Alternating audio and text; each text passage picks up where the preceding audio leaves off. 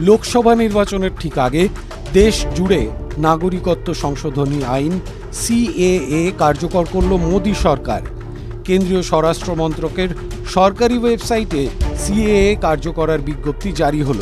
মাত্র 6টি পয়েন্টে সিএএ কি, কেন এই আইন প্রবর্তন করা, এই আইন সংক্রান্ত ভ্রান্ত ধারণা, কেন আইনটি কার্যকর করতে দেরি হলো, এই সমস্ত বিষয় স্পষ্টভাবে জানিয়েছে সরকার। অমিত শাহর মন্ত্রকের জারি করা বিবৃতিতে ঠিক কী বলা হয়েছে দেখে নিন। ভারতের 3টি প্রতিবেশী দেশ আফগানিস্তান, পাকিস্তান ও বাংলাদেশ থেকে ধর্মীয় কারণে নির্যাতিত হয়ে যারা ভারতে এসেছেন এবং 2014 সালের 31শে ডিসেম্বরের আগে ভারতে আশ্রয় নিয়েছেন যে উদ্বাস্তুরা, তাদের ভারতীয় নাগরিকত্বের অধিকার দেওয়ার আইন হল নাগরিকত্ব সংশোধনী আইন 2019।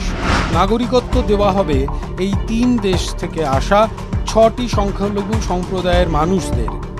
এই 6টি সংখ্যালঘু সম্প্রদায় হল হিন্দু, শিখ, বৌদ্ধ, জৈন, পার্সি এবং খ্রিস্টান। সিএএর প্রধান বিষয়গুলি কি কি? পুনর্বাসন এবং নাগরিকত্বের আইনি বাধা দূর করা, কয়েক দশক ধরে নির্যাতিত উদ্বাস্তুদের একটি মর্যাদাপূর্ণ জীবন প্রদান করা, নাগরিকত্বের অধিকারের মাধ্যমে তাদের সাংস্কৃতিক, ধর্মীয় ও সামাজিক পরিচয় রক্ষা করা। একই সঙ্গে অর্থনৈতিক, বাণিজ্যিক, অবাধ চলাচল, সম্পত্তি কেনাবেচার মতো অধিকারও পাবেন তাঁরা। নাগরিকত্ব সংশোধনী আইন নিয়ে জনমানসে কি কি ভুল ধারণা আছে?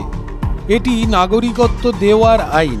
সিএএর মাধ্যমে কোনো পরিস্থিতিতেই নাগরিকত্ব হারাবেন না কোনো ভারতীয় নাগরিক, তা তিনি যে ধর্মেরই হন না কেন। এই আইন শুধুমাত্র সেই সব লোকজনের জন্য যাদের বছরের পর বছর ধরে উৎপীড়ন সহ্য করতে হয়েছে এবং যাদের বিশ্বে ভারত ছাড়া আর কোনো যাবার জায়গা নেই। স্বরাষ্ট্র মন্ত্রক বলছে, ভারতের সংবিধান আমাদের মানবিক দৃষ্টিকোণ থেকে ধর্মীয় কারণে উদ্বাস্তুদের মৌলিক অধিকার দেওয়ার অধিকার দিয়েছে এবং এ ধরনের উদ্বাস্তুদের নাগরিকত্ব দেওয়া যায়। কোভিড মহামারীর কারণে নাগরিকত্ব সংশোধনী আইন কার্যকর করতে দেরি হয়েছে, কিন্তু এখন আমরা এটি কার্যকর করছি। আমরা আমাদের 2019 সালের লোকসভা নির্বাচনের ইস্তেহারে বলেছিলাম, আমরা প্রতিবেশী দেশগুলিতে নির্যাতিত ধর্মীয় সংখ্যালঘুদের সুরক্ষার জন্য নাগরিকত্ব সংশোধনী বিল কার্যকর করার বিষয়ে প্রতিশ্রুতিবদ্ধ। আজ সংবিধানের চেতনার সঙ্গে এই প্রতিশ্রুতি পূরণ হয়েছে। TV9 Bangla digital.